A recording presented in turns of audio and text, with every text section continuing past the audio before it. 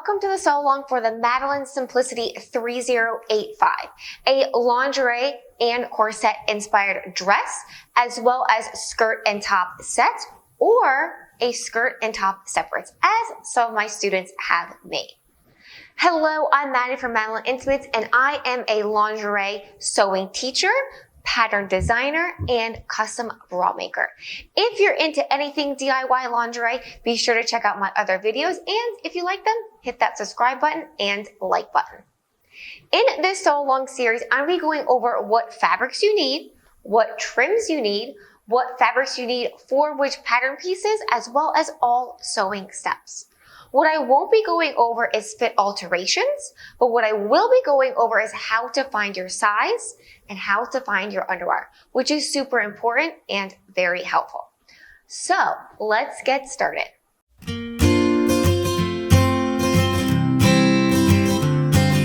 Inside your pattern envelope is instructions on how to find your size. It is in your Find Your Perfect Bra Size section, which I know this is not a bra, but it is lingerie inspired.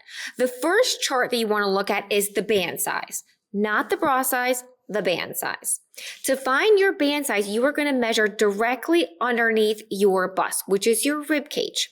For both the band size and the bra size, I suggest wearing a seamless or lightly lined bra. You don't want anything with padding in it. Your band size, your numeric band size, is going to equate to an alpha bra size. This is not in the instructions, which is why the sew along is so helpful.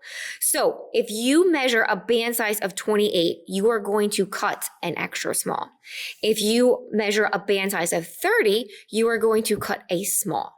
If you measure a band size of 32, you're going to cut a medium, and so on. So once you have your band size, then you need to determine your cup size. And to determine your cup size, you are going to take your full bust measurement. Again, wearing a seamless or a super lightly lined bra. You don't want anything that has padding in it that is going to alter your measurements. You're going to take your measurement across the fullest part of your bust. When measuring, you want to make sure that the tape measure is taut so that it stays upright, but you don't want to be super tight so that it's altering your measurements. Then you subtract your band size from your bra size, and each inch equals a cup size. So let's use actual measurements to get a size. So let's say that my band size was 28, so I would cut an extra small. And let's say that my full bust measurement or my bra size was a 34. I would cut an extra small, and then a 6 is different is F. So a extra small F. Next up is underwire size. Dun, dun, dun. This is what a lot of people get very nervous about, but I'm going to make it super easy for you. So the instructions have an underwire chart, but I always recommend doing this because underwires vary from manufacturer to manufacturer, vendor to vendor. So a classic underwire from Madalynne might not be the same as a classic underwire from so-and-so in New Zealand or so-and-so in Australia. So I always recommend doing this step to make sure that you get the right underwire for your size, because there is a relationship between an underwire and a pattern, and that they work together. A lot of people will just print out a pattern, buy an underwire, and just put it in. And even if you sew it perfectly, you are like an expert sewer with years of experience. If you don't have the right underwire, there's gonna be drag lines for your size. There's gonna be drag lines all over the place, and it won't look good. So take 5 minutes, do this step so that your finished 3085 is chef's kiss. So the first step is that I laid my bodice front over my bodice side front. I overlapped them 1/2 inch because the seam allowances are 1/4 inch. Then I marked 1/4 inch inside that what's called a wire seam line. And this is the seam line that connects the bra cups to the frame. Then I am laying the underwire over, which I recommend that you print out an underwire chart from whoever you're buying an underwire from. These are the classic underwire from Madalynne, and you can lay one over the other. You can probably lay the underwire chart underneath your pattern, your tissue pattern paper, because this is so sheer. Then you're gonna lay it up. What's important is that a lot of people like to put this underwire right at the edge of the pattern. No, no, no. That is not where it sits on your body. You want to put it right outside that 1/4 of an inch line. You want there to be about 1/4 of an inch to about, it could even be 1/2 of an inch on the center front side, wiggle room, and then about 3/4 of an inch wiggle room from the top of the underarm. Why? Because this is going to be turned under 1/4 of an inch to be finished, and this is going to be finished with fold over elastic. Many times, the reason why an underwire breaks through is that it's too tight in the channeling. It can also like squeak in the channeling, which is very odd, but it can make noise if it's too tight in there. So you want to make sure there's a little bit of wiggle room and what they call wire play. So you want to make sure that you have the right underwire, and really it's just trial and error. So you might be like, where do I even start? Just try a 36, try a 38. And if you're like way out of the ballpark, then try a 40 until you get to the size that you think you are. Now, I always suggest buying the underwire size you think you are and one up or one down. I cannot tell you how many times that you think that you sew something perfectly and you're like, what the heck? It doesn't fit. I need to go down underwire size. Then you got to order a new one. Or it stretches out when you sew it. So it's always great to have the size that you think you are, that you measure, and one size up and one size down.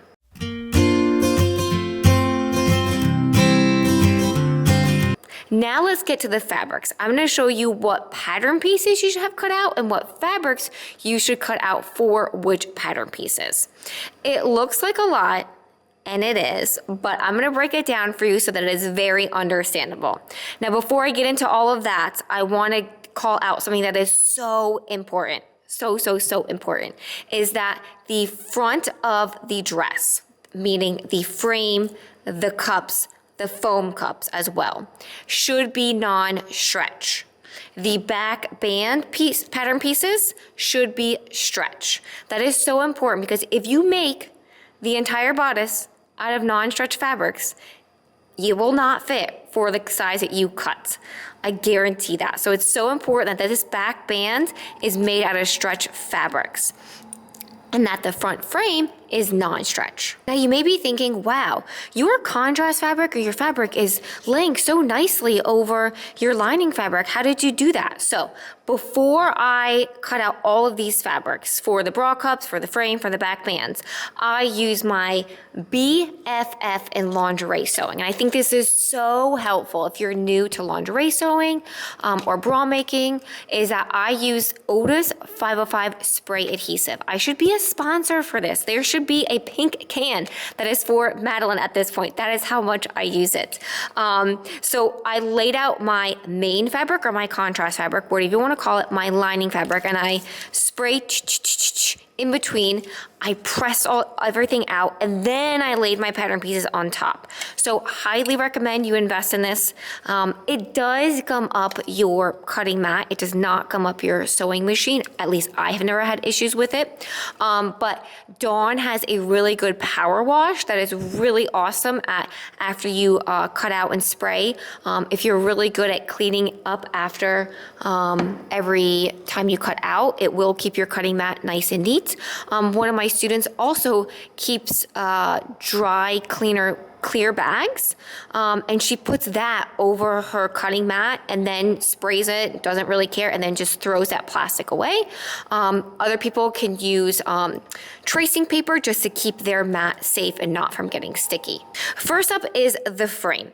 Now, all of these fabrics are coming from a DIY kit on Madalynne.com. If the idea of sourcing all these different fabrics and linings and trims and zippers and all that jazz just gives you such anxiety, which I understand, check out one of our DIY kits. I'll put a link in the comments, as well do one of those little pop-up boxes so you can click over and check out one of our DIY kits. So front frame is pattern piece number 1, bodice front, as well as bodice, side, front, number 2. Now for both of these, it says contrast 1 and then contrast 2. So the point of the contrast is that the center front and the side front are just different fabrics. But if you want to make it out of the same lace, let's just say you can't find a lace or you want it to be the same lace, you can cut it out of the same lace. Now I lined this with a non-stretch sheer cup lining. So that, again, it does not stretch. For this centerpiece, also, if you see, I used a wide galloon lace. I have a lace that is wide enough for the godet, but I actually like the lace design in this galloon lace. You can see this, the galloon edges here, which it doesn't go all the way to the edge, but this is going to be sewn into a seam, so it will be okay. So again, a lot of different options for your main fabric and your lining fabric. So you can use different or the same fabric for your contrast 1 and contrast 2, but what's important is that you line it with a non-stretch fabric because again, the frame should be non-stretch. Moving on to the bra cups, we have pattern piece number 6, which is top bra cup, pattern piece number 7, which is side lower bra cup, and pattern piece number 8, which is center lower bra cup. For all these pattern pieces, the fabrics that should be cut out are the contrast 1 and then the lining 1, which again, it's supposed to match the center front frame, which is pattern piece number 1, but you can cut out a different contrast depending on how you want your fabrics to match or not match. I am using the same as the center front frame, and it is a galloon lace. And just to show you, this galloon lace is different than the galloon lace that I'm going to use for the godet. And that's because the godet fabric that I have was a little more sheer as far as the lace pattern. I'm just going to bring that out. Whereas, see how sheer that is? I wanted a lace pattern that was a little bit more dense, so I chose this galloon lace. But you can, it's a little bit more dense, the lace pattern. So you can choose whatever you want. What is important, again, I'm gonna go back to this several times, is that it is lined with a non-stretch fabric. You can skip the lining because the polylaminate foam is non-stretch. So once you put this over that, it'll be non-stretch, but I am using a non-stretch lining because my foam is white and I want it, the opposite side of this, to be beige so that it matches the front frame. Now the top bra cup on the top edge should be a scalloped lace. Now on this particular lace, I did not like the lace edge that was on the galloon lace. The high point of the scallop, which on a lace you have the high point of the scallop and you have the low point of the scallop, there was too much of a difference there. So I wanted a galloon that was almost straight. So I'm actually using this trim, which has a straight eyelash. And when I go to sew it, I'll show you how to do that. But again, even though that the pattern says to cut a certain lace, there are lots of different options, and I don't want anybody to feel like if they don't have a certain fabric that it's not possible. If you don't have a galloon lace, that it's not possible to make the 3085. So I like to show variations in the sew along. Now let's move on to the foam bra cups, which is pattern piece number 9, pattern piece number 10, and pattern piece number 11. Now, when you first look at the pattern, you might think, wait, there are duplicates of this pattern, but these are actually separate pattern pieces. And if you compare one of the, let's say the 8 to the 11, you will see that the 8, which is the main fabric, is bigger than the polylaminate foam fabric. So the polylaminate foam pattern pieces are different than the main fabric or the contrast fabric, whatever you want to call it. So the polylaminate foam, separate pieces. And it's just cut out of polylaminate foam. Polylaminate foam comes in lots of different thicknesses. I actually like the thicker one because I was not well endowed, so I like a little bit of help to give me more of a breast shape and volume. So I'm using a thicker polylaminate foam. Pretty straightforward, you just cut it, and that's it. No special instructions on that. Now let's move on to the back bands. Pattern piece number 3, which is bodice side back, pattern piece number 4, which is bodice middle back, and pattern piece number 5, which is bodice back. For all of these, it's contrast number 3 as well as lining number 2.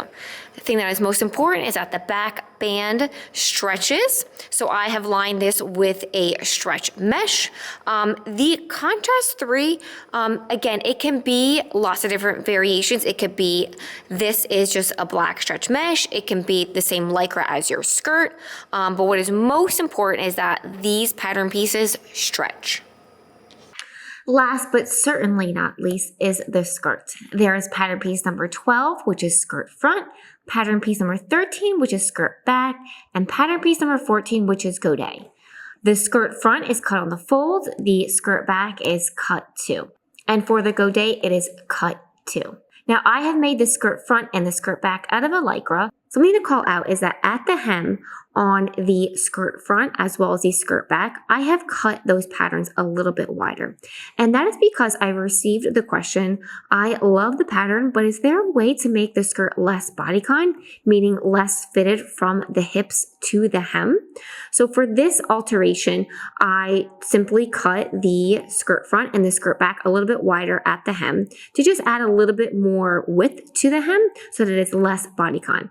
Again, I like to show variations in the sew along, so hopefully this is helpful to other people who want to make that same variation. For the godet, I cut it out of an all-over lace with a scalloped edge at one side. Now, the pattern calls for contrast 1, which is the same as the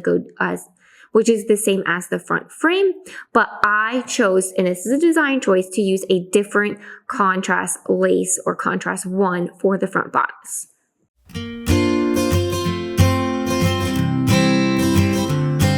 Now let's get into the trims, and I have cut much shorter lengths than you need, so please don't cut out these little pieces of elastics and trims because you will need a lot more. So the first thing is fold over elastic. In fold over elastic, there is narrower and there is wider. I suggest the narrower one for smaller sizes, extra small to medium, A and B cup, and then the wider one for larger sizes, large through 5X, and cup sizes C and up. You can change it if you want the narrower one and your larger size, that's okay. If you are a smaller size and want the wider one, that's fine too. The thing to call out is the width.